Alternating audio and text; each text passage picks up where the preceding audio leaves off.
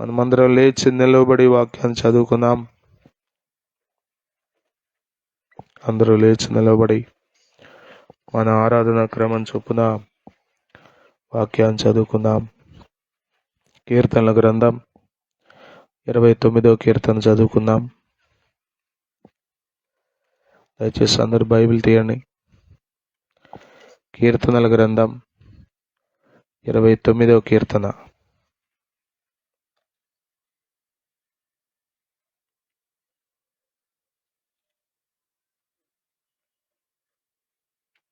జగదీష్ చదువుతాడు, కలిసి అనుసరించుదాం.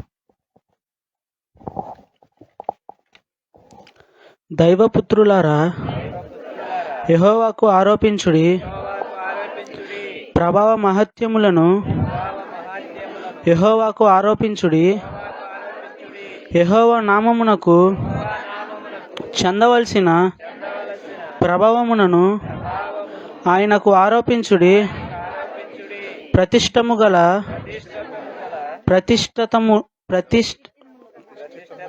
ప్రతిష్ఠితములగు ఆభరణములను ధరించుకొని ఆయన ఎదుట సాగిలపడుడి.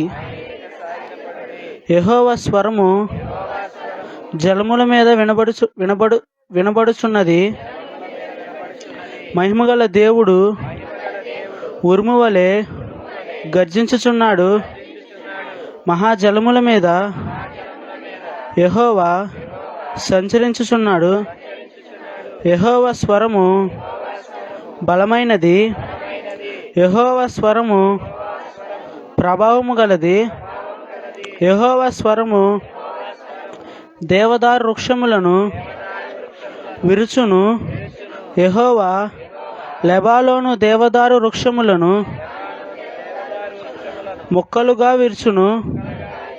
దూడవలే అవి గంతులు వేయినట్లు ఆయన చేయును. లెబానోను షిర్యోనును గురిపోతు పిల్లల వలె గంతులు వేయినట్లుగా ఆయన చేయును. యెహోవా స్వరము అగ్ని జ్వాలలను ప్రజ్వలింపజేయుచున్నది. యెహోవా స్వరము అరణ్యమును కదిలించును. యెహోవా కాదేషు అరణ్యమును కదిలించును. యెహోవా స్వరము లేళ్లను ఈలజేయును. అది ఆకులను రాల్చును. ఆయన ఆలయములో నున్నవన్నీయు ఆయనకే ప్రభావం అనుచున్నవి. యెహోవా ప్రళయ జ్వలము మీద ఆసీనుడాయను. యెహోవా నిత్యము రాజుగా ఆసీనుడై ఉన్నాడు. యెహోవా తన ప్రజలకు బలము అనుగ్రహించును. యెహోవా తన ప్రజలకు సమాధానము కలుగచేసి వారిని ఆశీర్వదించును. ఆమేన్. చదవబడిన కీర్తన ప్రభు మన అందరి వెనుకడిలో ఆశీర్వదించును గాక. దయచేసి కూర్చోండి.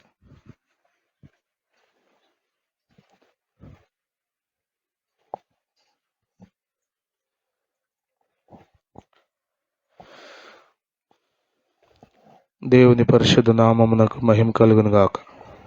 ఆమేన్. మహాదేవుడును మన రక్షకుడునైన యేసుక్రీస్తు వారి శ్రేష్టమైన నామంలో ఈ పునరుత్థాన దినం దేవుని సన్నిధి కూడి వచ్చిన మీ అందరికీ హృదయపూర్వక వందనాలు. అందరికీ వందనాలు. దేవుడు అందరిని ఆశీర్వదించును గాక. ఆమేన్. హల్లెలూయా. 29వ కీర్తన మనం చదువుకుందాం. ఇది కూడా దావీదు రచించిన కీర్తన.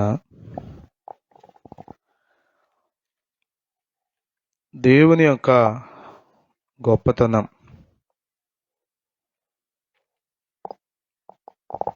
దావీదు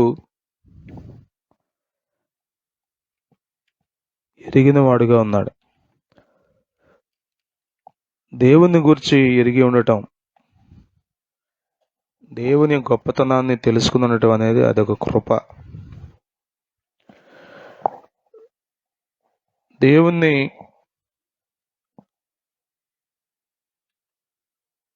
విచారించవలసిన విషయం ఏంటంటే, ప్రపంచంలో మనుషుడు రకరకాల వాటికి ఆపాదించేశాడు. రోమాపత్రిక 1వ అధ్యాయంలో మనం చదువుతాం కదా, ఒకసారి చూడండి ఆ మాట. రోమాపత్రిక 1వ అధ్యాయం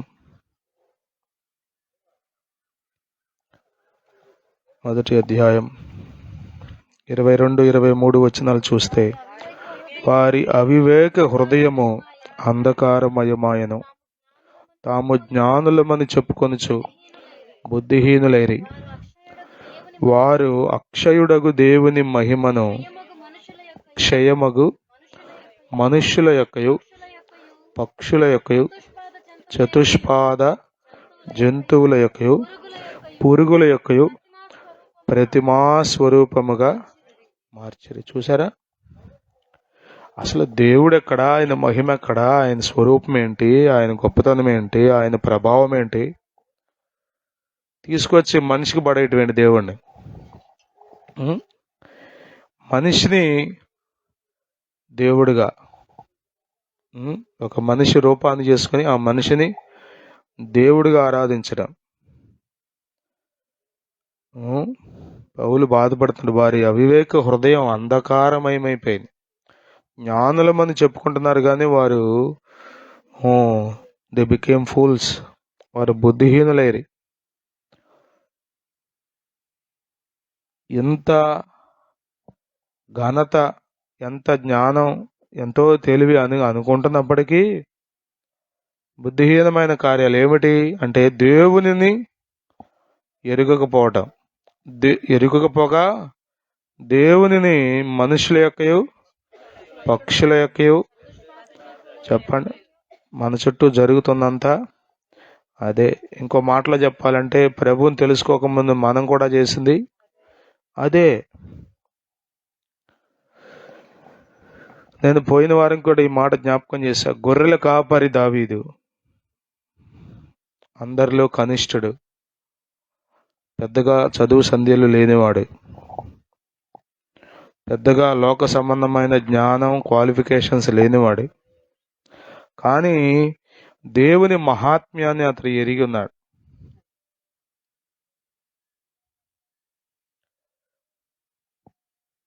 దూరాన్ని నుండి నా సంగతి మీకు కొంతవరకు తెలుసు, దగ్గర నుండి నా భార్యకు కొంతవరకు కొంచెం ఎక్కువ తెలుసు కదా. నేను అనుకుంటాను దావీదు దేవునితో ఎక్కువ గడిపేవాడు కాబట్టి దేవుని మహాత్మ్యం అతడికి బాగా ఎరుకయింది. అందుకే ఎన్నో విషయాలు, దేవుని స్వరం గురించి ఇందులో అనేక విషయాలు మాట్లాడాడు. దేవుని మహాత్మ్యం, దేవుడు ఎంత గొప్పవాడు చెప్పండి.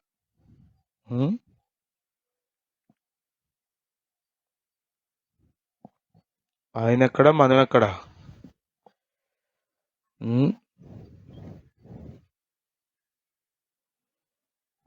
ఇప్పుడు మనకి ఎంతో టెక్నాలజీ వచ్చింది మనుషుల కోసం, వైద్య శాస్త్రం బాగా అభివృద్ధి చెందింది, ఎన్నో ఏర్పాట్లు చేస్తున్నారు కదా. ప్రసవించడం కొరకు ఎన్ని ఏర్పాట్లు. కానీ ఆకాశ పక్షులు, అడవి జంతువులు ఇవన్నీ ఎలా ప్రసవిస్తున్నాయి, ఎలా ఈనుతున్నాయి చెప్పండి. దేవుడు ఒక మాట చెప్తున్నాడు అంతే, బయటకు వస్తున్నాయి పిల్లలు.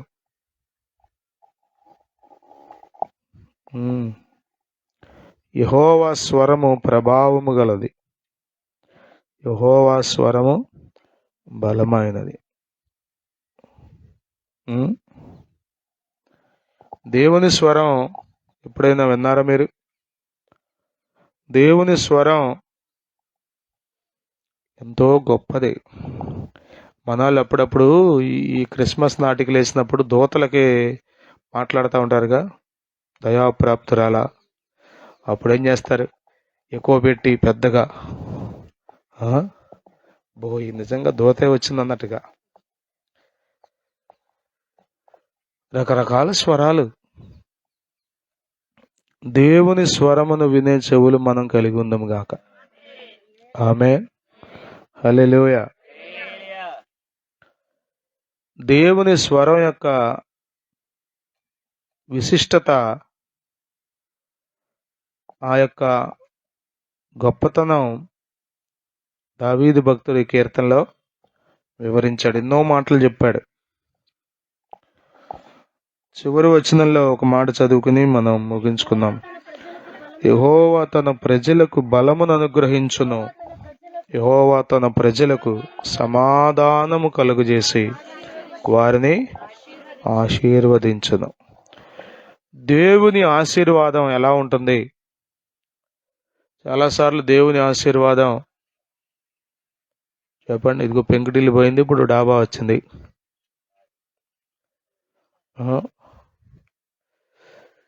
చచ్చిపోతా అన్నవాడు బ్రతికాడు, బాగు చేశాడు దేవుడు. వస్తు రూపంలోనో ధనం రూపంలోనో కనబడితే దాన్ని ఆశీర్వాదం అనుకుంటాం మనం.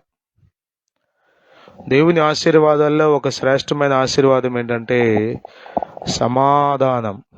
చెప్పండి, సమాధానం.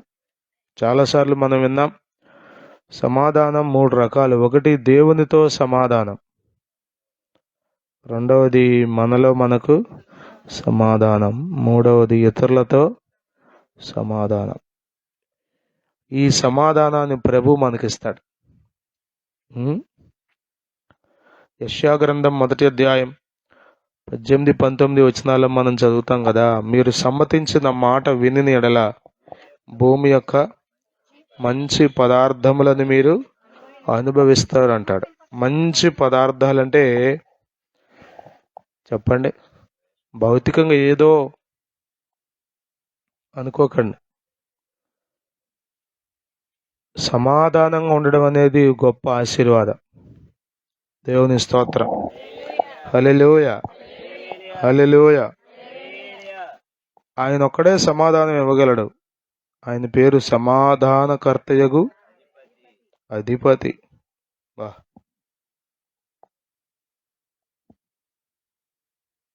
దేవుడు సమాధానం ఇస్తాడు, నెమ్మదిస్తాడు. దేవుడిచ్చే సమాధానం ఎలా ఉంటుందో తెలుసా? అది మన జ్ఞానానికి మించినదై ఉంటుంది,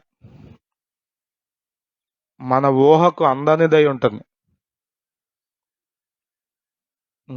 ఇలాంటి సిచ్యువేషన్లో కూడా ఏంటి నెమ్మదిగా ఉన్నాడు వీడు అంటే అది దేవుడిచ్చిన సమాధానం.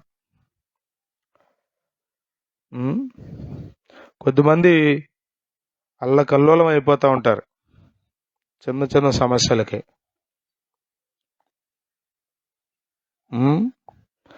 ఊరికే కలవరపడిపోతారండి. దేవుని పిల్లలు నిజంగా దేవుని సమాధానాన్ని అనుభవించాలి. అది దేవుడు వారికి ఇచ్చిన ఆశీర్వాదం, అది ఆ దేవుడిచ్చిన వారికి ఇచ్చిన అనుగ్రహం. దేవుని స్తోత్రం. సమాధానం కలిగి ఉండాలి.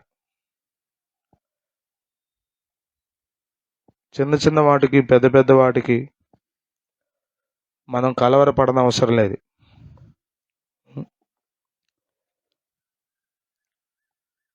దేవుడిచ్చే సమాధానాన్ని మనం పొందుకోవాలి. ఆ సమాధానం ద్వారా మనం భూమి మీద బ్రతకాలి. కొద్దిమంది ఎక్కడున్నా కలవరమే, వాళ్ళు నెమ్మదిగా ఉండరు.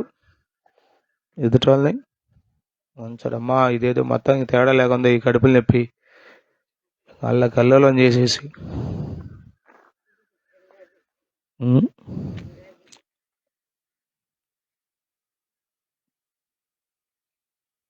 బైబిల్లో రాయబడింది యెషయా గ్రంథంలో, దుష్టులకు నెమ్మది ఉండదని యెహోవా సెలవిచ్చుచున్నాడు.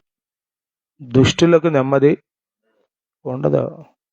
వారు కదులుచున్న సముద్రం వంటి వారు బురదను మైలను పైకి లేవజేయనన్నాడు. చదువుతారన్నమాట యెషయా గ్రంథం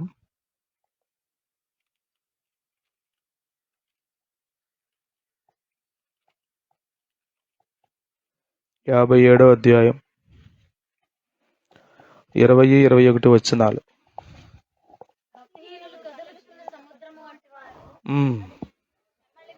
నిమ్మలింపనేరదు, పైకి వేయును. దుష్టులకు నెమ్మది ఉండదని నా దేవుడు సెలవిచ్చుచున్నాడు. ప్రియులరా, దేవుడు లేకపోతే ఇక నీకు నెమ్మదే ఉంటుంది.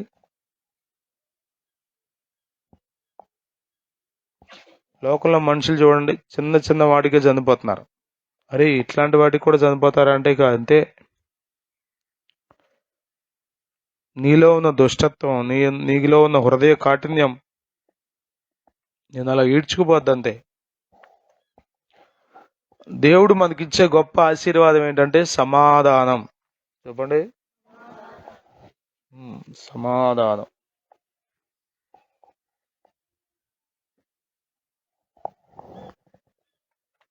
కల్లోల పరిస్థితుల మధ్యలో కూడా నెమ్మదిగా ఉండడం, అవమానాలు, నిందలు, దూషణల మధ్యలో కూడా నెమ్మదిగా ఉండడం, ఇది దేవుడు మాత్రమే ఇచ్చే సమాధానం. దేవుని స్తోత్రం. హల్లెలూయా, హల్లెలూయా.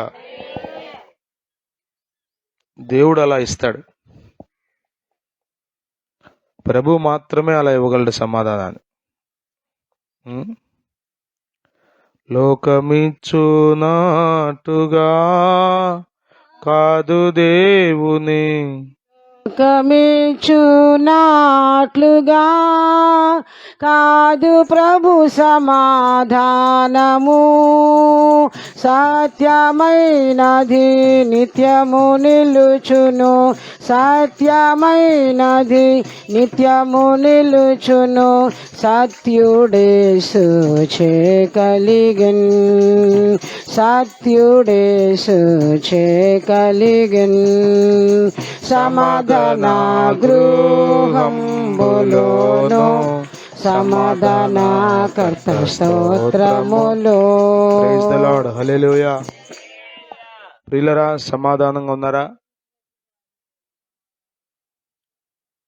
ఏంటోదండి, ఎండలో చాలా ఉక్కిరి బిక్కిరిగా ఉంది. ఏసీ కొనుక్కుంటే కానీ నెమ్మది వచ్చేట్లేదు. ఏసీతో ఉంటున్న నెమ్మది. శరీరంగా కొంత ఇబ్బంది కలగొచ్చు, కానీ నీ హృదయంలో ఉండే సమాధానం అది దేవుడిచ్చేది. ఆ సమాధానం పరిస్థితులను బట్టి మారదు. యెహోవా తన ప్రజలకు సమాధానము కలుగజేసి వారిని ఆశీర్వదించును. దేవుడిచ్చే ఆశీర్వాదం అది. దేవునితో నీకు సమాధానం లేకపోతే కదా, ఇందాడు మనం చదువుకున్నామే వచనంలో, రండి మన వివాదము తీర్చుకుందాం అంటాడు ప్రభు. అంటే దేవునికి మనిషికి మధ్యలో వివాదం ఉంది. అదేంటో పాపం, అదేంటంటే అతిక్రమం, దోషం, దేవుని మాటను మీరిన అనుభవం. పాపంలో జీవించిన ఏ వ్యక్తి నెమ్మదిగా ఉండలేడు. ఉండలేడు. ప్రియులరా, దేవుడు నీకు నెమ్మదిస్తాడు, దేవుడు నీకు సమాధానం ఇస్తాడు.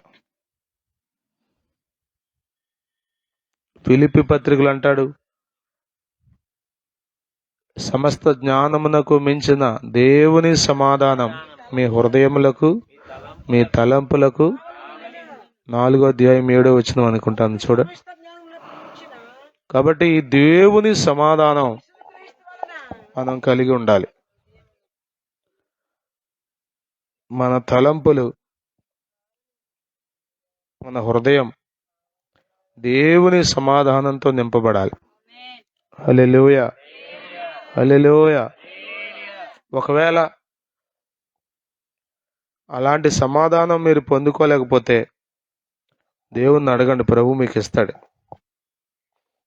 ఆయన ఎవరిని గద్దించేవాడు కాదు, ఆయన పక్షపాతి కాడు.